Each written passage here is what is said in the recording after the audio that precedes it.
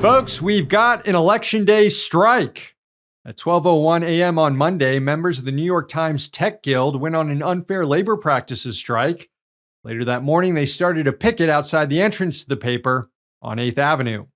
The union has about 600 members composed of tech workers who are critical on the back end of the paper's digital infrastructure, including maintaining popular products like New York Times games, recipes, podcasts, and perhaps most crucially on a day like today, the election needle.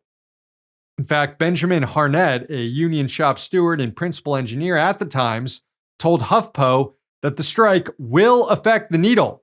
Quote, "There's a complex set of data pipes and systems driving the needle. Any one of those things could have a weird glitch." The rest of the unionized Times workers have agreed not to do struck work. The Tech Guild is asking readers to respect a digital picket line and not play games like Wordle or use the Times cooking app. Striking workers have long-standing grievances with the paper over remote hybrid work protections, job security, limits on subcontracting, and fair pay and equal wages.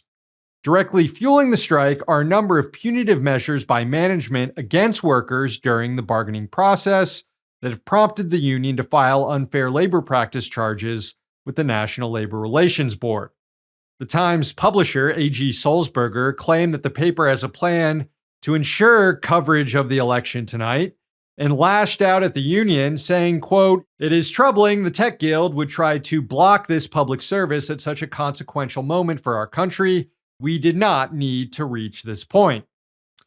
Yeah, if only there was some sort of warning, like, say, a practice picket that was held last week, a sign that the workers really were serious about striking, or a strike notice that went out months ago, or just the simple fact that the workers first unionized back in 2022 and still haven't secured their first labor contract.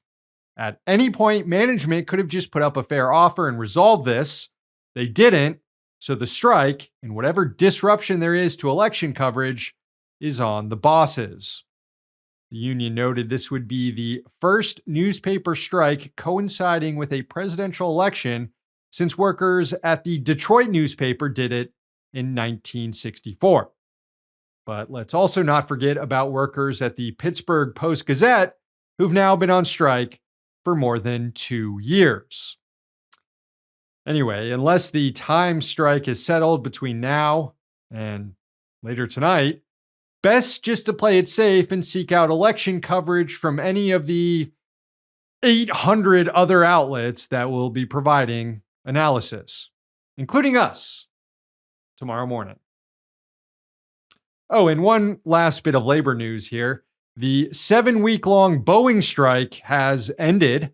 Majority of members of the International Association of Machinists who were on strike voted to approve the new tentative agreement put forward by the company.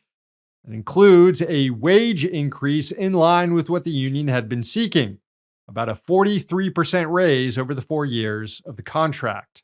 The deal also includes a $12,000 signing bonus and increased contributions to workers' 401k plans. The strike was not able to secure the return of defined benefit pension plans, which is why 4 out of 10 union members voted it down. The president of the local IAM, John Holden, said his members deserve pensions and that the union will keep working on this issue. Hey, thanks for watching. Hit the subscribe button so you don't miss any of our new videos. Also, if you want to see Means Morning News in its complete form, not just the clips we post here, head on over to Means TV and get access to all our new episodes and our entire backlog, plus tons of other great movies and original TV shows.